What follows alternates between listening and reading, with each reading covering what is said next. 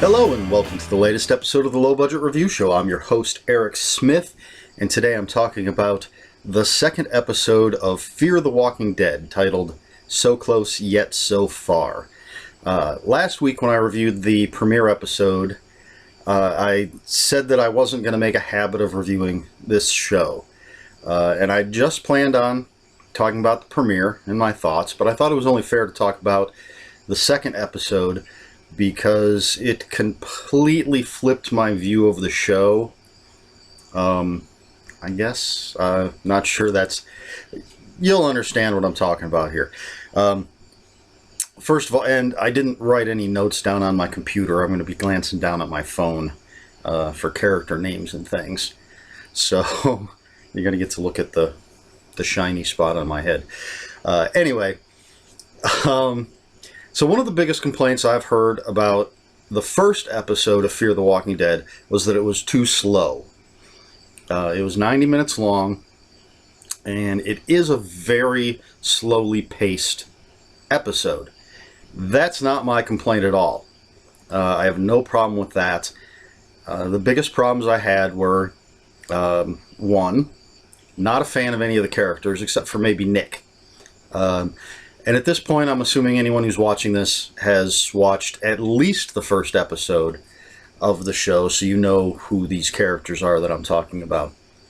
I'm not going to get into crazy details about who everybody is. And there will be slight spoilers, I think, as I talk about the episode. That being said, okay, so in the premiere, I wasn't a big fan of most of the characters, except for Nick. I wasn't a huge fan of him. He just was the one that I liked the most of who was there. But my biggest problem was the way the story was told. To me, it felt very contrived. I think the storytellers, in my opinion, were trying to be a little too clever. And that takes me out of the story. I just want to sit down, get caught up in what's going on my TV screen. And when I was watching the premiere, I kept getting pulled out of it because as I'm watching it, I kept thinking, oh, I see what the storytellers are trying to do here. Oh, I catch what the meaning is there.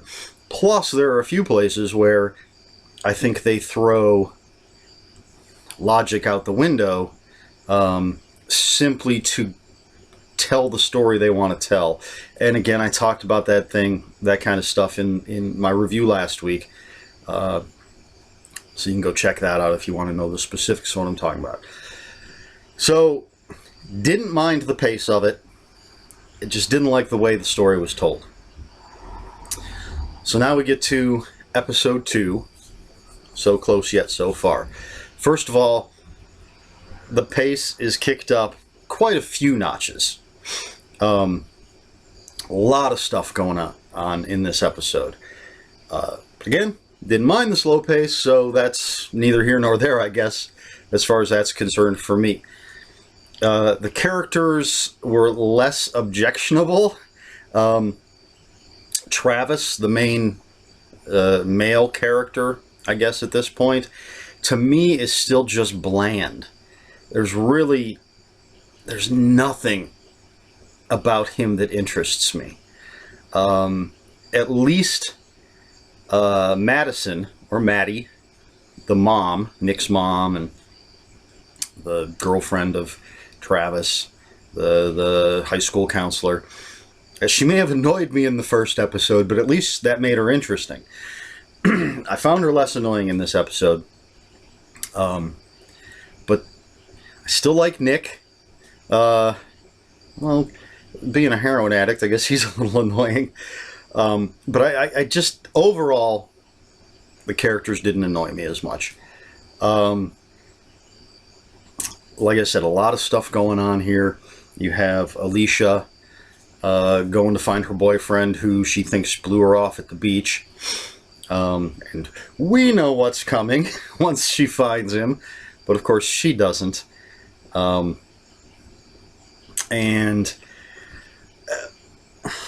early on, and this episode pretty much starts where the last one left off. And we have a little tease at the beginning with Alicia going to find her boyfriend.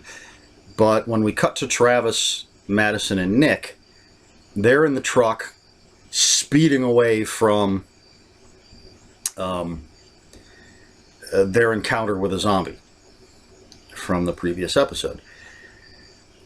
Now, I feel that they made a huge leap in their thinking.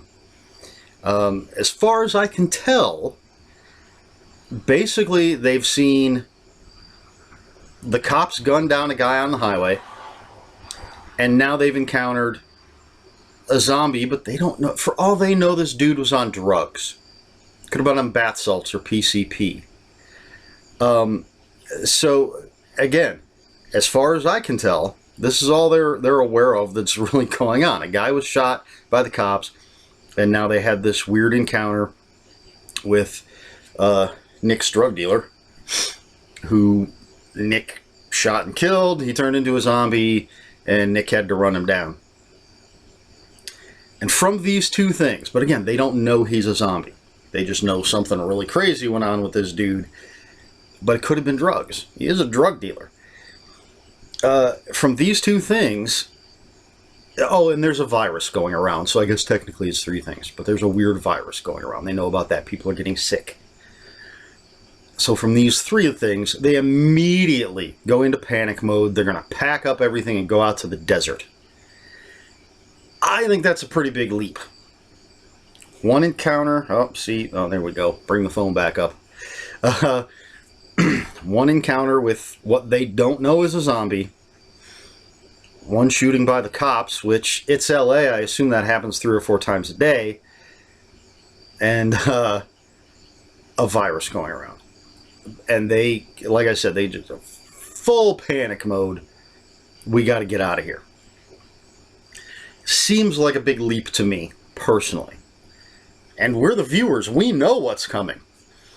So that kind of bothered me a little bit.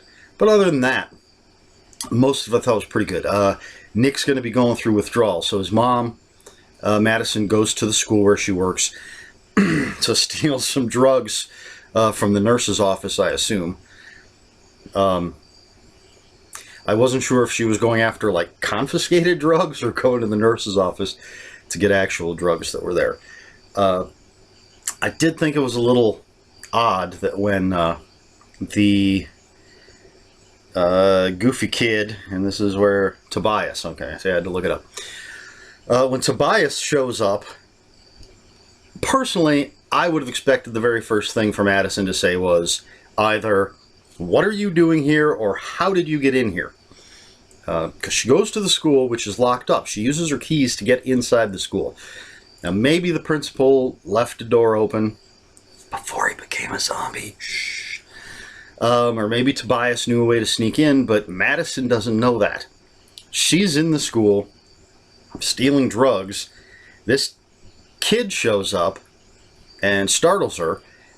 I would think the first thing she'd want to know is, what the hell are you doing here and how did you get in? But no, she just immediately, "Oh, hey, Tobias. Hey." And he says, "Can I get my knife back?" The knife she confiscated in the first episode. Again, a little thing. Certainly not nearly as annoying to me as a lot of the stuff that went on in the first episode. And so Madison and Tobias encounter zombie principal. And again, they obviously don't know he's a zombie. Because Tobias stabs the guy and never once goes for the head. You know, doesn't try and stab him in the eye or anything. He's stabbing him in the chest. And when Madison smacks him with a fire extinguisher, she hits him and thinks that's going to do something. And she hits him again and thinks maybe that'll do it. And she eventually smashes his head, but obviously they don't know they're zombies. I did look at a review, and one of the things that annoyed that reviewer was the fact that nobody has said the word zombie. And he says, it feels like this is our world. This is supposed to be the real world. But apparently in this world, this version of the real world, nobody knows the word zombie. So there's that. Because obviously they've never said it in The Walking Dead. And they have yet to say it in this. Although, again, it's just the beginnings. So people aren't even thinking zombie, I wouldn't think, at this point.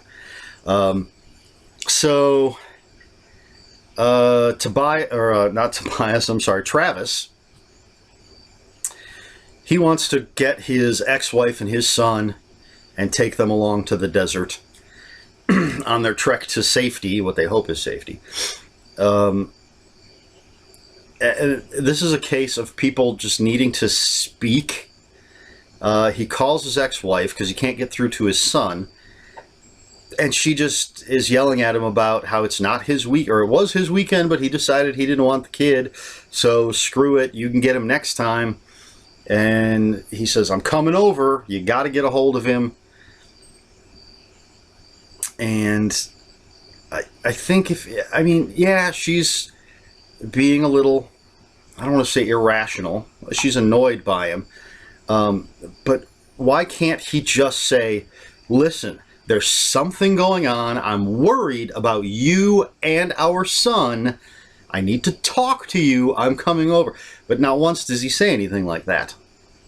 He just keeps saying, I'm coming over. You need to get... I can't remember the kid's name. I'll see if I can find it here. Chris. Simple enough. He's just, I'm coming over. You need to get a hold of Chris. We need to know where he is. And she just keeps saying, look, our divorce agreement was very clear. You can't just come over. Why can't he say, I'm concerned, we need to talk about something that's going on because the city's going crazy? But no, he doesn't say that. To me, that creates false drama. But again, that's just a little thing. Chris, meanwhile, was on the bus and gets involved in this big protest because the cops have shot a homeless person. And so Travis and his ex-wife, they find out where Chris is and they go to get him. And that's when all hell breaks loose because the cops end up shooting another zombie. And riots now. So, and this is where things have gotten, in my opinion, for a show like this, into the real realism of it. And obviously very timely with cop shootings and stuff. So you've got people going nuts here, and we're finally introduced to Ruben Blades' character, Daniel Salazar. I happen to be a fan of Ruben Blades. I think he's one of those actors that kind of flies under the radar. I could be completely wrong about that, but I'm sure if I mentioned his name to any of my family or coworkers or anything, they wouldn't know who the hell he was. They're that kind of, they don't know TV and movies like we do. But I happen to like Ruben Blades. I was excited to see his name in the credits in the first episode, even though he wasn't in it. We're introduced to him now. He's a barber, lives in the back of the barber shop with his wife and his daughter. And as things are going crazy on the streets of LA, he's closing up his shop because he sees something crazy going on. Travis, Chris, and I really need to get, what's Travis's ex-wife? I don't know, is she Liza? I guess? I don't know. Anyway, Travis's ex-wife and their son are trying to get away from the angry mobs. They see Ruben Blades, Daniel Salazar, closing up his shop, and they beg him, can we come in? We just want to ride out the storm. Please let us in. And he's not going to do it, but his wife says, let them in. So now Travis, Chris, and Liza are basically locked up with Daniel Salazar and his wife and daughter as the world goes crazy. We've got Madison and Tobias make it out of the school, and I do like that Madison offered to take Tobias in, essentially. That was very nice of her. Because I guess his parents are gone. He's been staying with his uncle or something. Or his uncle's been staying with him. And she says, you can come with us. but he goes off. So now we've got, so Madison gets back home, and she's with Alicia and Nick. So our main characters are separated. And that's kind of where things are left off at the end of the episode. With Madison, Nick, and Alicia at home. Travis, Liza, Chris, and the Salazars at the barbershop in downtown LA. I really did enjoy this episode. This certainly is going to keep me watching more so than the first episode, which is why I almost always give shows 2 or 3 episodes at least, because sometimes the pilot, which is the show that's supposed to hook you, doesn't necessarily do that because they're still finding their way, or they fine-tune things after the pilot's done. But I thought this episode was much better. Again, faster paced, but the slow pace didn't bother me.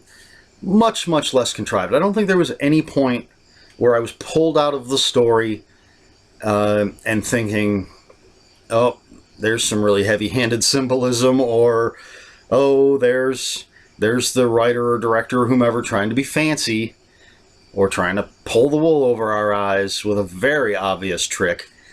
None of that, which to me there was a lot of that in the pilot. None of that in this episode. It kept me involved in the story. I thought it was a very funny, but very obvious continuity error. It had nothing to do with the story or anything. It's one of those editing things where Nick, going through his withdrawal, throws up, has a seizure and throws up.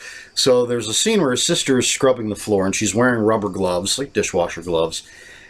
And she's talking to Nick and very clearly pulls off both gloves. And then when the camera pulls back for the wide shot, she has both gloves on again, and you see her start to pull one of them off.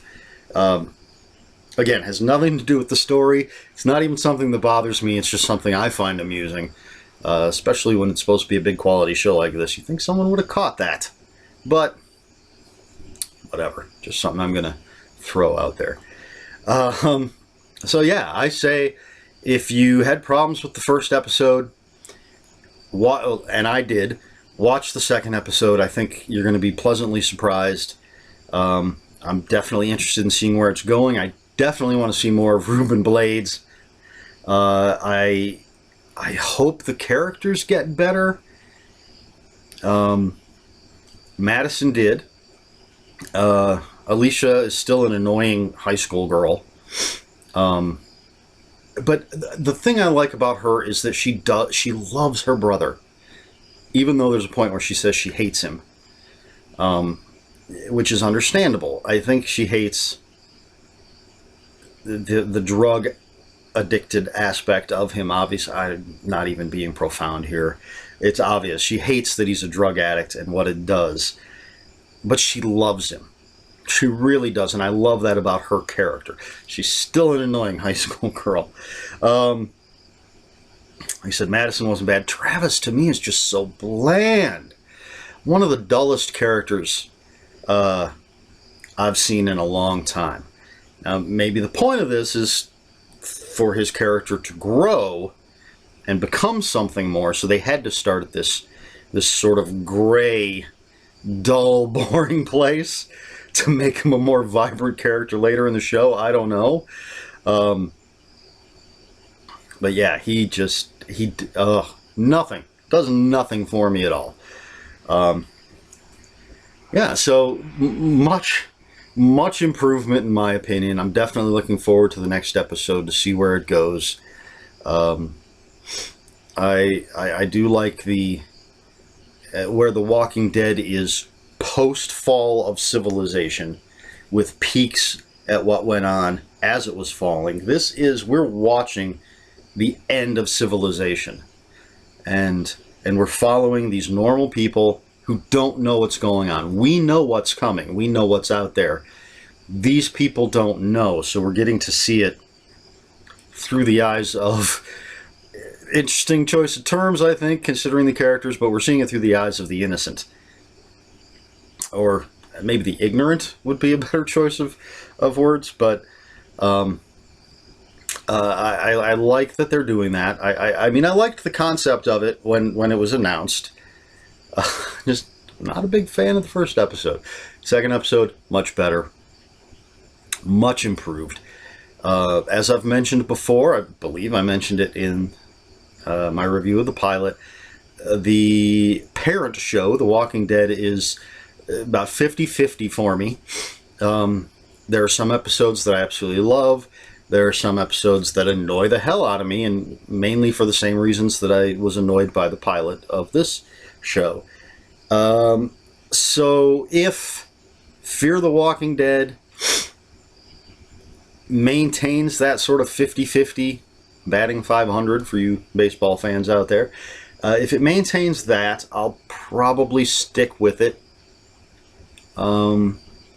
If it drops below that, I mean, if, like, say the next 2 episodes are just annoying like the pilot, well, it's not that many episodes this season.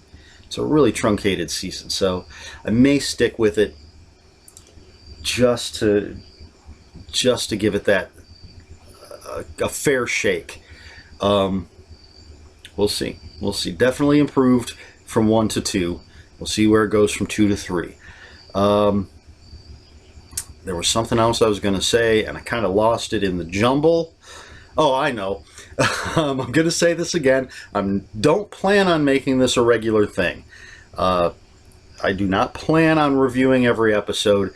If something crazy happens, or say the next episode is I just absolutely hate, I will probably come on here and do another review.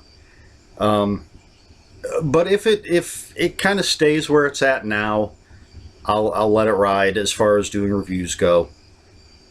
That could change, you know. I can't predict the future, as far as you know.